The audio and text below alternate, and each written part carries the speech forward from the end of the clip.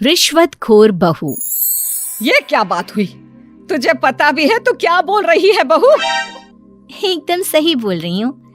अगर आपको मुझसे अपनी इन ऐंठन भरे घुटनों की मालिश करानी है तो मुझे वो देना पड़ेगा जो मैं मांग रही हूँ। एक हाथ दो और दूसरे हाथ लो, सिंपल। बहू हूँ, इसका मतलब ये नहीं कि नौकरानियों की तरह काम करूँ। ये है अमृता और उसकी सास रेखा। अमृता एक नई नवेली बहू है जिसकी शादी कुछ दिनों पहले ही रेखा के बेटे माधव के साथ हुई है। वैसे तो अमृता दिल की बहुत अच्छी है, लेकिन वो कहते हैं ना कि खून का रंग तो दिखता ही है। बस वही डॉन की बेटी होने का रंग यहाँ अमृता में भी दिख रहा है, जो है रिश्वत लेना। जी हाँ, काम चाहे कितना भी छोटा या कितना भी बड़ा क्यों ना हो, हमारी अमृता बहू बिना रिश्वत लिए कुछ नहीं करती। चलिए देखते हैं आगे इनके साथ और क्या क्या होता है। रेखा और अमृता को लड़ते देख ससुर प्रेमचंद वहाँ आता है और कहता है, अरे क्या हुआ? काहे इतना तिल मिला रही हो रेखा? अरे कुछ बोलोगी भी या कानों में हड़ताल हो रखी है तुम दोनों के? देखिए ना पापा जी, माँ जी ने मुझे कहा कि मैं उनके घुटनों की मालिश कर दूं, लेकिन उसके बदले में माँ जी मुझे वो हीरो वाला पुश्तैनी हार देने से इनकार कर रही हैं। क्या? घुटनों की मालिश के लिए हीरो का पुश्तैनी हार कौन मांगता है बहू? पापा जी, आपको तो पता ही है ना, आपकी बहू कितनी सयानी है, हर कोई भी काम फ्री में नहीं करती। और अब शेखावत खानदान का आटा तो इतना भी गीला नहीं है कि अपनी बहू को हार ना दे पाए। क्यों माय डियर माँ जी? देखा आपने प्रेमचंद जी, ये अब मुझसे पुश्तैनी हार मांग रही है, कल को पूरा घर मांग लेगी। अरे जा जा, मैं खुद कर लूंगी अपनी मालिश। ठीक है, मुझे क्या।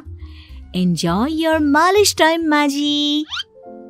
रात में जब पति महादेव दफ्तर से लौटकर घर आते हैं तभी कमरे में, अमो सुनो ना, मेरा वो लाल रंग का जो शर्ट है ना वो धो दो ना प्लीज। एक्चुअली कल मेरी एक इम्पोर्टेंट इंटरनेशनल क्लाइंट के साथ मीटिंग है, बहुत बड़ी डील का ऑफर है, इसलिए मैं अपनी उस लकी शर्ट को पहनकर जाना चाहता हूँ। अभी धो दो, रात भर में तो सूखी जाएगी, फिर कल अच्छे से कड़क वाली इस्त्री कर देना अपने शुभ शुभ हाथों से। जी नहीं, मैं ये सब ऐसे ही नहीं करने वाली।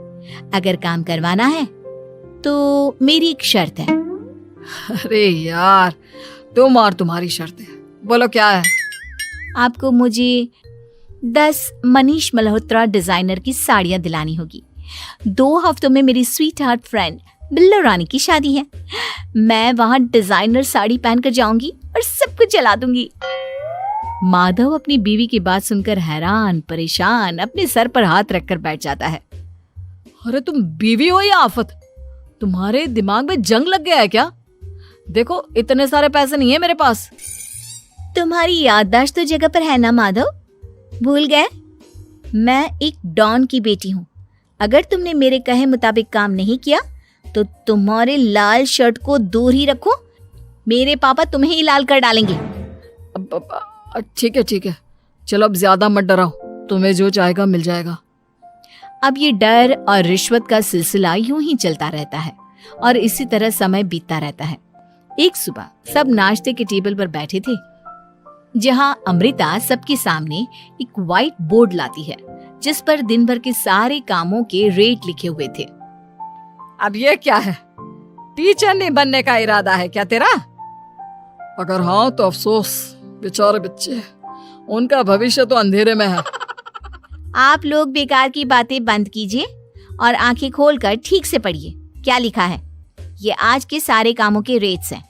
आलू पराठे, चाय, दाल, रोटी, चावल, सब्जी, हलवा, मिठाई, रसोई की सफाई, वॉशिंग मशीन में कपड़े धोना, ओखल में मसाले कूटना और माँ जी और पापा जी के अलमारी की सफाई करना।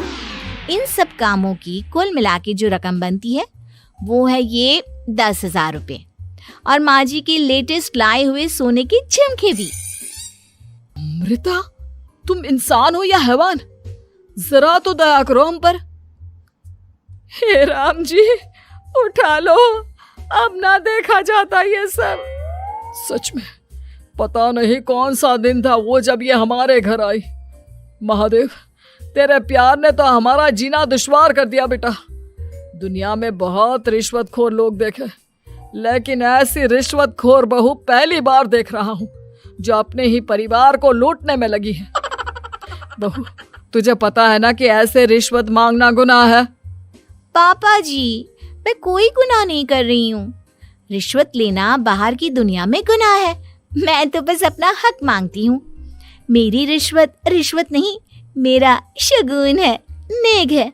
और वैसे भी मैं एक बहू हूँ, इसका मतलब ये नहीं कि मैं सब काम पूरी जिंदगी फ्री में करूँ, आपके चरणों को धोते बैठूं और 24 घंटे आपकी नॉन स्टॉप सेवा करती बैठूं। चलिए छोड़िए, नाश्ता और खाना चाहिए तो बोल दो जल्दी से, वरना मैं चली थिएटर। आज मेरे फेवरेट सलमान की पिक्चर रिलीज हुई है। इतना कहकर अमृता वहां से चली जाती है। इस बेवकूफ का जल्दी कुछ करना पड़ेगा। कुछ दिनों बाद घर में पूजा रखी थी और पूजा में 11 पंडितों का खाना बनाने के लिए कहा जाता है, वो भी नई बहू के हाथों से।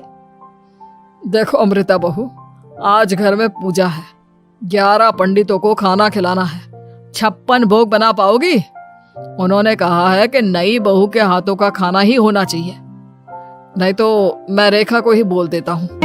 ओ कम ऑन पापा जी, खाना तो मैंने फ्री फंड में अपने घर में भी कभी ना बनाया, तो अब आपको क्या लगा कि पूजा का नाम लेकर आप मुझे अपनी झांसी में फंसा लोगे?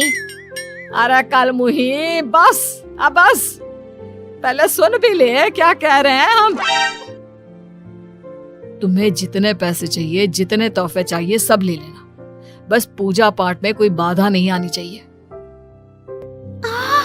ओहो, ये हुई ना समझदारी वाली बात। ठीक है, अब आप लोग निश्चिंत रहिए, मैं ऐसा खाना बनाऊंगी कि उन 11 पंडितों की 11 पुश्तें भी मेरे खाने के स्वाद को याद रखेंगी। अमृता पंडितों के लिए खाना पकाती है और पूजा संपन्न होने के बाद उन्हें केले के पत्तों पर खाना परोसती भी है, जिस पर खाने का पहला निवाला खाते ही वो क्या भोजन है। हम इतनी जगहों पर जाते हैं, लेकिन इतना अच्छा स्वाद तो काफी मुश्किल से चखने मिलता है। रेखा जी, प्रेमचंद भाई साहब, आप लोग सच में भाग्यवान हो कि आपको इतनी सर्वगुण संपन्न बहू मिली है, जिसके हाथों में साक्षात माँ अन्नपूर्णा विराजती है। सर्वगुण संपन्न, सबको संपन्न कर देगी यह खूंखार औरत। कुंडली मार कर बैठ गई है मेरे बेचारे बेटे के जीवन में। एक मिनट, अरे ये बात मेरे इस बूढ़े दिमाग में पहले कैसे नहीं आई? इस अमृता की बच्ची को मैं अपने घर से बाहर कैसे निकालूं? इसका उपाय तो पंडित जी के पास जरूर रहेगा। रेखा अगले दिन पंडित जी के पास जाकर उन्हें अमृता के बारे में सब कुछ बता देती है, जिसे सुन पंडित जी भी परेशान हो जाते हैं। अरे, ऐसी बहू तो 7 जन्मों में भी किसी को नसीब ना हो भगवान। देखिए रेखा जी, आपकी रिश्वतखोर बहू और आपके बेटे की कुंडलियों को जोड़कर देखा है मैंने, लेकिन इसमें तो यही बता रहे हैं कि ये आपके जीवन से कभी नहीं जाने वाली। इसलिए उससे सुधारने के लिए जल्दी आप लोगों को ही कुछ करना होगा, नहीं तो एक दिन वो आप लोगों को कंगाल करके ही दम लेगी। नहीं, ऐसा हरगिज नहीं होगा। मैं कुछ करूंगी, हाथ पे हाथ धरे नहीं बैठूंगी मैं। वहीं घर पर अमृता को ये पता चल जाता है कि उसकी सास रेखा पंडित जी के पास उसकी और महादेव की कुंडलियां लेकर गई थी, और इस पर जब रेखा घर लौटती है तब वाह माँ जी वाह, बहुत ही ज्यादा सयानी निकली आप तो। लेकिन मैं आपको एक बात बताना चाहती हूँ कि मेरी और महादेव की कुंडलियां जोड़कर पूजा पाठ और हवन करके भी कुछ नहीं मिलेगा, क्योंकि मैं ऐसी बला हूँ जो आप सबकी जिंदगियों से अब कभी नहीं टलने वाली, फिर चाहे आप कितने भी टोटके हवन या उपाय कर लें। तो खुद को समझती क्या है रे बदतमीज, तुझसे बात करना तो दूर, मुझे तो तेरी शक्ल देखना भी नहीं पसंद। अब सास बहू के बीच एक अनकहा सा युद्ध छिड़ जाता है। दिन बीतने लगते हैं, लेकिन एक दिन अचानक रेखा की तबीयत हद से ज्यादा खराब हो जाती है और उसे सांस लेने में भी काफी दिक्कत और परेशानी महसूस होती है। जब उसे डॉक्टर के पास ले जाया जाता है तब डॉक्टर चेकअप करके कहते हैं, देखिए, मैंने सारे टेस्ट करके देख लिए हैं और रिपोर्ट्स को क्रॉस चेक करके ये पता चला है कि रेखा जी को गंभीर दिल की बीमारी है। उनके फेफड़ों में भी काफी सूजन आ गई है।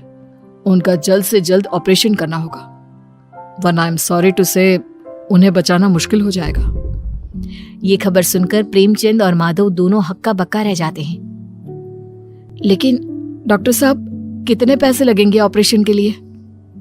और उसके बाद रेखा पूरी तरह ठीक तो हो जाएगी ना? जी हाँ, इस ऑपरेशन के बाद वो बिल्कुल ठीक हो जाएंगी, लेकिन वो तभी हो सकता है जब ऑपरेशन टाइम से हो पाएगा। और रही बात ऑपरेशन के खर्चे की, तो उसमें तकरीबन 6 से 7 लाख रुपए तक लग सकते हैं। जहां एक तरह सब रेखा की तबीयत और ऑपरेशन को लेकर परेशान होते हैं, वहीं घर पर रेखा को बिस्तर पर देखकर भी अमृता के अंदर जरा भी दया नहीं आती। ओ माँ जी, ये अपना फालतू का मेलोड्रामा बंद कीजिए ना आप। मुझे पता है आपको मुझे रिश्वत नहीं देनी है और घर के सारे काम मुझसे मुफ्त में करवाने हैं, इसीलिए आप ये सब कर रही हो ना। सीरियसली अमृता, ऐसे हालात में तुम ऐसी बातें कैसे कर सकती हो? हम यहाँ परेशान हैं कि ऑपरेशन कैसे कराएंगे, बैंक में इतने पैसे भी नहीं है, और तुम माँ को ताने सुना रही हो। अरे अमृता बहू, मैं भला ढोंग क्यों करूंगी? हम 6 से 7 लाख का बंदोबस्त कैसे करेंगे? करेंगे पापा, कैसे भी करेंगे। अमृता, अगर कभी भी जिंदगी में तुमने मुझसे सच्चा प्यार किया है, एक पल के लिए भी सही, तो तुम्हें आज इस परिवार, इस घर की नींव, मेरी माँ को बचाना होगा। हमने अपना सब कुछ तुम्हें दे दिया है, अब तुम्हारी बारी है अपने किए का हिसाब चुकाने की। मुझे पता है तुम्हारे अंदर भी दिल है। अमृता बिना कुछ कहे वहां से चली जाती है और अपने कमरे में जाकर वो अलमारी में से अपनी माँ की तस्वीर को निकालकर अपने सीने से लगाती है और भावुक हो जाती है। माँ, आपके जाने के बाद पापा ने ही मेरा ख्याल रखा, लेकिन उनकी वजह से ही मुझ में काफी बुरी आदतें भी आ गई। शायद मुझे इतना बुरा आपकी गैर मौजूदगी ने ही बनाया। मैंने कभी आपकी लोरी नहीं सुनी, आपकी गोद में नहीं सोई, आपके हाथों से अपने बालों की चंपी नहीं करवाई, क्योंकि वक्त से पहले ही आप मुझे यहाँ छोड़कर चली गई। लेकिन अब मैंने जितना भी इस घर से लिया है, उतना सूद समेत चुकाने की बारी आ गई है। अब मैं अपने रहते अपने प्यार को भी उसी दर्द से नहीं गुजरने दे सकती जो मैंने आपके नहीं होने से सहा है। अमृता तुरंत ही अपने सारे पैसे और गहने माधव को लौटा देती है और रेखा का ऑपरेशन किया जाता है। रेखा ठीक हो जाती है और जब घर आती है तब अमृता दरवाजे पर आरती की थाली लिए खड़ी होती है। वेलकम होम माँ जी, आई मिस्ड यू। पता है कितने दिनों से किसी के भी साथ लड़ाई नहीं की थी मैंने, और ना ही किसी से रिश्वत मिली मुझे। क्या? हमें तो लगा था कि तेरी अकल ठिकाने आ गई है, लेकिन तू तो अभी भी जैसी की तैसी ही है। माँ जी, पूरी बात तो सुनिए। हाँ, ये सच है कि मैं रिश्वत लिए बिना नहीं रह सकती लेकिन अब ना मेरी रिश्वत बदल गई है। अब मुझे हर काम के बदले झप्पी, अपनापन, प्यार और अपनी इस माँ का दुलार चाहिए